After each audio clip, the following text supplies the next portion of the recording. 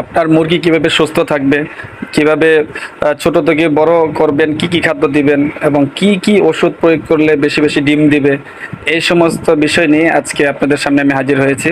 দেখেন আমার মুরগিগুলোকে আমি ধান দিচ্ছি, সকালে ছাড়ার পর পিছে পিছে ঘুরঘুর করছে, না খাবার দেওয়া পর্যন্ত ছাড়ছেই না, তাই খাবার দিলাম। আর এরপরে আমি আপনাদের এই ভিডিওর অন্য একটি ভিডিওতে দেখাবো আজকে আমি কি কি ওষুধ প্রয়োগ করছি। আজকে আমি এদের জন্য ঠান্ডার ওষুধ প্রয়োগ করেছি, অনেক গরম ছিল 2-3 দিন, আজকে রাত্রে বৃষ্টি হয়েছে, বৃষ্টির কারণে এই জায়গাগুলো ভিজা রয়েছে। দেখেন এই যে মুরগিগুলো কি সুন্দরভাবে ছাড়লে পরে কি সুন্দরভাবে খেলাধুলা করে। তো আপনারা যারা মুরগিগুলোকে ছোট থেকে পালবেন, জিরো বাচ্চা হলে আপনার প্রথমে হিটিং ব্যবস্থা ঠিক করতে হবে। যদি আপনার মোটামুটি 15 থেকে 20 দিন যদি আপনি নিরাপদে বাচ্চাগুলোকে রাখতে পারেন, পরবর্তীতে বড় হওয়া পর্যন্ত বা বড় হয়ে গেলেও কোনো সমস্যা হবে না।